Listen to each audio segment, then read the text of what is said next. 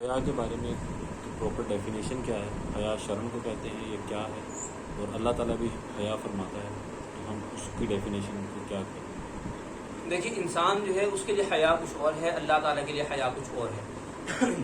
حیا کی ڈیفینیشن تو ہم نے ابھی آپ کے سامنے گفتگو میں عرض کی تھی، صوفیاء نے جو بیان فرمائی ہے خاص طور پر۔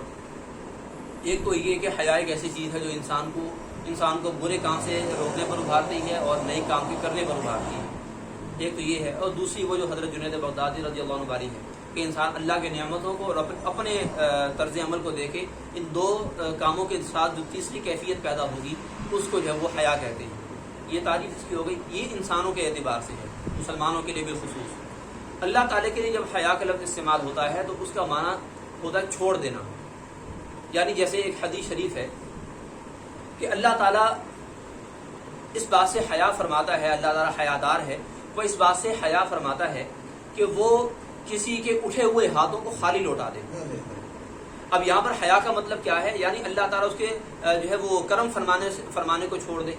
اللہ تعالیٰ اپنی اس سنت کو کہ وہ کرم فرماتا ہے اور اٹھے ہوئے ہاتھوں کو خالی نہیں لوٹاتا، اللہ تعالیٰ اپنی سنت کو، اپنے اس طریقے کو چھوڑ دے، یعنی اللہ تعالیٰ ایسا نہیں کرتا۔ تو اللہ تعالیٰ کے لیے جب حیا کا لفظ استعمال ہوتا ہے تو اس کا معنی ہوتا ہے ترک کر دینا، چھوڑ دینا۔ اسی طرح ایک اور حدیث ہے جو علماء بیان کرتے ہیں، کتابوں میں لکھی ہوئی ہے کہ جب انسان کی عمر غالباً 60 سال کا علماء نے فگر بیان کیا ہے کہ جب 60 سال ہو جاتی ہے اس کے بعد اللہ تعالیٰ اس بندے سے حیا فرماتا ہے کہ اس کو جہنم میں داخل فرمائے، یعنی اللہ تعالیٰ اس کی بزرگی سے حیا فرماتا ہے، یعنی اللہ تعالیٰ جو ہے عام لوگوں کو جہنم میں ڈالے گا تو یہ طریقہ اللہ تعالیٰ بزرگوں کے حق میں چھوڑ دے گا۔ تو وہاں اللہ تعالیٰ کی بارگاہ میں حیا کا معنی ہوتا ہے چھوڑ دینا۔ حضرت عثمان غنی رضی اللہ تعالیٰ کے بارے میں بھی ہے، اس میں کس چیز سے؟ وہاں تو فرشتوں کا ہے۔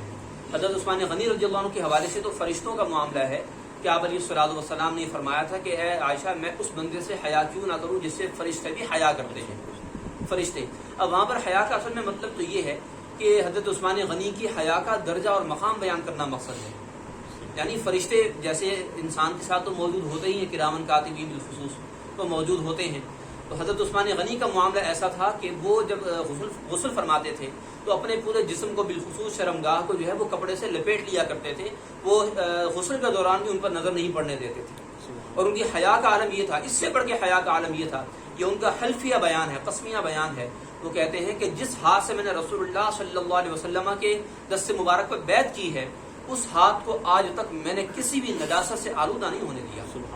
یہ رسول اللہ صلی اللہ علیہ وسلم کے ساتھ تعلق کا حیا انہوں نے کیا کہ جو ہاتھ سرکار کے ہاتھ مبارک سے ٹچ ہو گیا اس کو انہوں نے کسی جو ہے نامناسب جگہ پر، کسی نامناسب کام میں استعمال نہیں ہونے دیا۔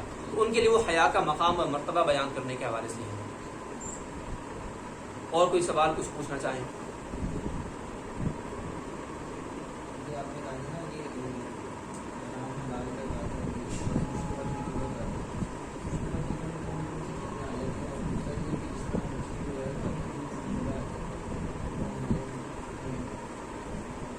حلال و حرام اور تیسری مشکوک چیز اس کی پہچان کیسے ہو؟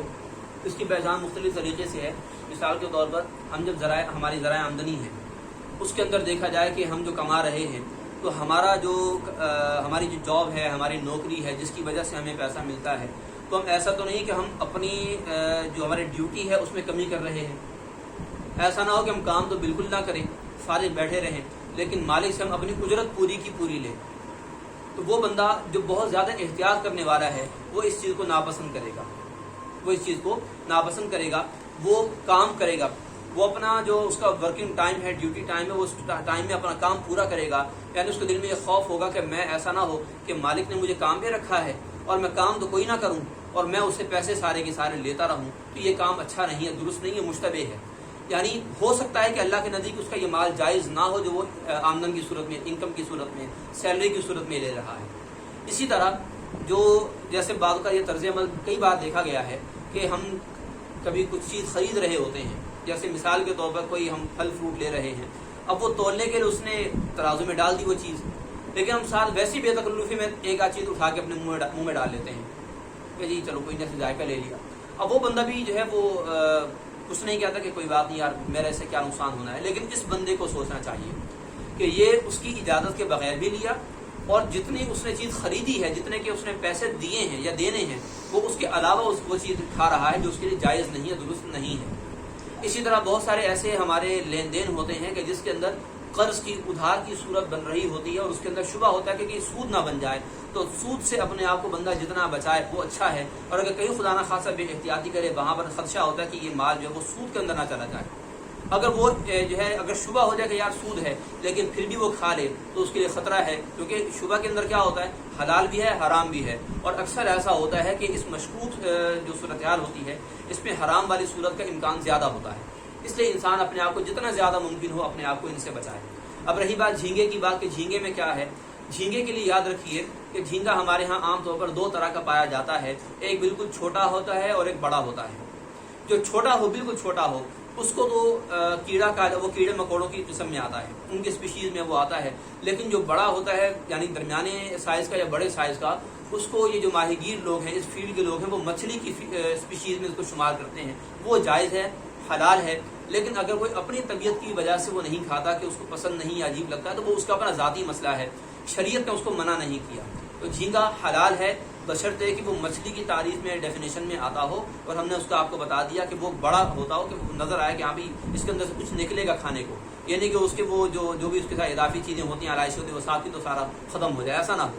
بالکل چھوٹا ہو تو وہ کیڑے کی اس میں آ جائے گا، وہ حرام ہے، وہ جائز نہیں ہے کھانا۔ کیکڑا مکروہ ہے، کیکڑا کھانا مکروہ ہے کہ بہرحال اس کے حوالے سے ویسے تو اختلاف بھی موجود ہے فقہا کے ہاں کہ اس کو مچھلی کی تعریف میں ڈیفینیشن میں شامل کریں کہ اس کو کیڑے مکوڑوں کی تعریف میں شامل کریں، اس وجہ سے اس کو نہ ہی کھایا جائے تو اچھا ہے۔ ٹھیک ہے جی، آپ آبی جانوروں کی بات کرنا چاہ رہے ہیں میرا خیال ہے۔ دیکھیے جہاں تک پانی کی مخلوق کی بات ہے تو اللہ تعالیٰ نے اس کے لیے فرمایا ہے کہ تمہارے لیے جو ہے وہ پانی کا جو شکار ہے وہ حلال کیا گیا ہے۔ اس شکار کی تعریف میں فقہا کے درمیان ویسے بڑا اختلاف ہے، اور فقہا سے مراد امام اعظم، امام شافعی، امام مالک وغیرہ ان میں اختلاف ہے، بڑے جو ہمارے چوٹی کے مجتہدین حضرات ہیں ان کے درمیان۔ احناف کے ہاں، امام اعظم کے ہاں یہ موقف ہے، ان کا یہ فتویٰ ہے کہ جو چیز مچھلی ہے، سمندر کے اندر جو چیز مچھلی ہے وہ کھانا حلال ہے، جائز ہے، جو اس کی ڈیفینیشن میں آئے، اور اس کی ڈیفینیشن کون بتائے گا؟ جو اس کی فیلڈ کا ہوگا۔ یعنی جو ماہی گیر حضرات ہیں، مچھلی پکڑنے والے یا مچھلی کا کاروبار کرنے والے، یا جو اس کے علم سے متعلق ہیں، یعنی جو جیسے سائنسی علوم آج موجود ہیں، تو جو اس فیلڈ سے متعلق جو ہوگا وہ جو بتائے گا اس کی بات کا اعتبار کیا جائے گا، اور اگر وہ مسلمان ہو تو اس کا زیادہ اعتبار ہے۔ یعنی بعض اوقات ہوتا ہے کہ ایک بندہ جو پروفیشنل ہوتا ہے غیر مسلم ہے لیکن پروفیشنل ہوتا ہے، وہ اپنی جو پروفیشن سے متعلق بات ہوتی ہے وہ صحیح بتاتا ہے، اس کے اندر وہ خیانت نہیں کرتا، تو اس کی بات بھی شرعی معاملات میں اس طرح کے معاملات میں قبول کر لی جائے گی۔ اچھا، اس کی مثال اور چیزوں کے اندر بھی ہے، جیسے مثال کے طور پر مارکیٹ کے اندر ریٹ بڑھنے کا مسئلہ ہے کہ مارکیٹ میں ریٹ کہاں تک بڑھانا درست ہے، تو اور اسی طرح کیا چیز نقصان کے زمرے میں آتی ہے، یہ جو تاجر حضرات ڈیسائیڈ کریں گے، شریعت بھی اسی کا اعتبار کرتی ہے کہ ہاں بھی کیا چیز جو ہے وہ نقصان شمار ہوگی، معمولی سا کچھ ہو جائے وہ نقصان ہے، یا کوئی بڑا اس کے اندر عیب آ جائے وہ نقصان ہے، تو جو چیز تاجر حضرات طے کرتے ہیں اسی کا اعتبار ہوتا ہے۔ تو مچھلی کے اندر بھی ایسا ہی ہے کہ جو چیز اس فیلڈ سے جڑے ہوئے لوگ طے کریں گے اس کا اعتبار کیا جائے گا، یعنی مچھلی جو ہے وہ جائز ہے، اور مچھلی جو وہ چیز بتائیں گے وہ چیز جائز ہوگی۔ اب جیسے آکٹوپس ہے وہ جائز نہیں ہے، مینڈک ہے، سانپ ہے، یہ چیزیں جائز نہیں ہے، بلکہ علماء تو یہ بھی کہتے ہیں کہ جو ویل ہے وہ سمندر کا جانور ہے، وہ مچھلی کی تعریف میں نہیں آتا، لہذا اس کو کھانا جائز نہیں ہے۔ باقی ڈولفن ہے، شارک ہے، اگر کسی کی قسمت کے پکڑ میں آ جائے تو مہینوں کا کھانا تو اسی سے کھا لے گا، وہ کھا سکتا ہے، جائز ہے، حلال ہے۔ تو بہرحال جو مچھلی ہے وہ جائز ہے، اس کے علاوہ چیزیں جائز نہیں ہیں۔ جی، سی ہارس کے بارے میں پوچھنا پڑے گا کہ اگر یہ اس کی مچھلی کی تعریف میں آئے تو جائز ہے ورنہ جائز نہیں، رول آپ کو بتا دیا ہے۔ تو جو چیزیں عرف میں مچھلی ویسے عام طور پر مشہور ہی ہیں، مچھلی کی شکل کی، وہ تو جائز ہیں، باقی چیزوں کے حوالے سے آپ سرچ کر لیں کہ جو مچھلی کے ڈیفینیشن میں آ جائیں آپ کھا لیں۔ مچھلی کے شکار کے حوالے سے ہفتے والے دن کا کہتے ہیں کہ منع کیا گیا ہے، مچھلی کا شکار یہودیوں کے لیے منع ہے، منع تھا بلکہ اب تو نہیں، کیونکہ ان کی تو شریعت ہی منسوخ ہو گئی، کینسل ہو گئی ہے، تو یہ یہودیوں کے لیے منع تھا، اور قرآن مجید میں اس کے بارے میں باقاعدہ حکم موجود ہے، اور پوری تفصیل کے ساتھ ان کے واقعے بھی موجود ہیں، احادیث میں بھی، روایات میں بھی۔ تو مسلمانوں کے لیے کسی بھی دن مچھلی کا شکار کرنا منع نہیں ہے۔ ابھی بھی ہم دیہات سے تعلق رکھتے ہیں، کچھ ایسے فقیر جو ہے نقیب بنے ہوئے ہیں، ہمارے ماموں کو منع کیا تھا کہ ہفتے والے دن کبھی بھی مچھلی کا جو ہے نا یہ شکار نہیں کر رہے ہیں، دیکھیں اگر وہ کسی اور حکمت کی وجہ سے کہہ رہے ہیں تو اللہ جانے. نہیں کہہ رہے قرآن میں منع ہے. ہاں قرآن میں تو یہودیوں کے لیے منع ہے. ہاں قرآن میں تو یہودیوں کے لیے منع ہے, مسلمانوں کے لیے منع نہیں ہے, بلکہ وہ اللہ تعالیٰ نے منع نہیں کیا. اس کے اندر اللہ نے ان کا واقعہ بیان کیا ہے, اللہ نے ان کی تاریخ بیان کیا ہے کہ ہم نے ان کے ساتھ ایسا, ان کو ایسا فرمایا تھا, انہوں نے پھر آگے ایسا ایسا کیا.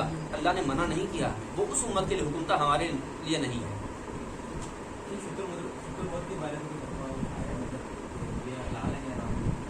کیا فتویٰ ہے؟ ہمارا نہیں ہے کسی اور اس کا. ہاں شتر مرغ حلال ہے, حلال.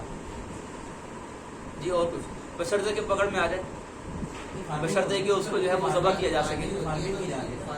اچھا ہاں اچھا ہاں عالم نے سنا تھا جو رہی ہے اس کی بات. چلیں بار حلال ہے, اسلام میں حلال ہے. یہ اور کچھ اس کے حلال ہونے کی آپ کو علت بھی بتا دیں. تو حرام کہنے والوں نے ہم جو ایک ذہن میں بات آتی ہے, اس کی وجہ یہ ہو سکتی ہے جو انہوں نے کہی, انہوں نے پڑھا نہیں ہے. ہو سکتا ہے یہ ہو کہ یہ ہر طرح کا کھانا کھاتا ہے نا, اس کے اندر غلاظت بھی ہے, پاک چیزیں بھی ہیں, ہر طرح کی چیز کھاتا ہے, تو اسی سے اس کا جسم بڑھتا ہے. تو انہوں نے شاید یہ وجہ بیان کی ہو کہ جی چونکہ حرام مال سے اس کی پرورش ہوتی ہے, لہذا وہ جائز نہیں ہوگا اس کا گوشت. لیکن اس کے اندر یہ بات یاد رکھیے, حدیث شریف میں ایک رول بتایا گیا ہے حرام اور حلال جانوروں اور پرندوں کا, کہ جن کے تیز نوکیلے پنجے ہوں اور جن کے کچلی کے دانت ہوں, جو نوکیلے دانت ہوتے ہیں, صرف یہ دانت ہو شکار کے حوالے سے, جیسے کتوں کے نظر آتے ہیں, چیل کے نظر آتے ہیں, ان کے چیل کے پنجے نظر آتے ہیں, شیر کے نظر آتے ہیں, چیتے کے, بلیوں کے. جن جانوروں کے اندر اور پرندوں کے اندر یہ خاصیات پائی جائیں تو ان کو کھانا جائز نہیں ہے, حرام ہے. لیکن باقی جتنے بھی جانور اور پرندے ہیں ان کے اندر جو ہے یہ وہ مسئلہ نہیں ہے. بلکہ مرغی کے حوالے سے بھی بعض علماء نے یہ بیان کیا کہ اگر مرغی کو آپ کھلا چھوڑتے ہیں اور وہ غلاظت نجاست کھاتی ہے وہ حرام نہیں ہے. ہاں یہ ضرور ہے کہ آپ اسے احتیاط کرنا چاہیں, آپ اس کو ذبح نہ کریں, بلکہ آپ اس کو کچھ وقت کے لیے آپ تھوڑا قید کر دیں اور آپ خود اس کو اپنا دانہ پانی پاک صاف ستھرا ڈالیں, اور جب وہ کچھ عرصے بعد آپ دیکھیں اب اس کی یہ کھانے کی عادت ہو گئی ہے, پھر آپ ذبح کر کے کھانا چاہیں تو کھا سکتے ہیں. یعنی اب اس کے اندر طبیعت کی کراہت بھی نہیں ہوگی. تو وہ مرغی جو گندگی میں بھی جاتی ہو تو اس کو بھی کھانا منع نہیں کیا گیا, چاہے جائے کہ شتر مرغ جو ہر طرح کا گند کھاتا ہو. دوبارہ حدیث شریف میں جو کلیہ بیان کیا گیا, رول بیان کیا گیا, وہ یہی ہے کہ جس کے نوکیلے پنجے ہوں اور جس کے کچلی کے تیز دھاری دانت ہوں, جس کے اندر یہ چیزیں پائی جائیں, وہ جانور کھانا حلال نہیں ہے. ٹھیک ہے جی. مرغے کے پنجے نوکیلے نہیں ہوتے کیونکہ وہ شکار نہیں کرتے. نوکیلے ہونے کا مطلب ہے کہ جس سے وہ پکڑ کے شکار کر سکے. چیل کے تو بڑے بھاری ہوتے ہیں, باقاعدہ وہ کاٹنے والی ہوتی ہے اور بڑے نوکیلے ہوتے ہیں. مرغی کے وہ شکل تو وہی ہوتی ہے لیکن وہ آگے سے گول ہوتے ہیں, ذرا وہ اس طرح نوکیلے نہیں ہوتے, شکل اسی طرح کی ہوتی ہے لیکن نوکیلے نہیں ہوتے. یعنی آپ اگر اس کے پنجے کو ہاتھ پہ ایسے پھیریں گے کسی بھی طرف سے تو وہ آپ کو تکلیف نہیں دے گا. آپ اس کا بلی کا کریں گے تو آپ کو فوراً کاٹے گا. وہ پنجہ جو ہے مرغی مل رہی ہے, فارمنگ ہوتی ہے, کھا رہے ہیں, جی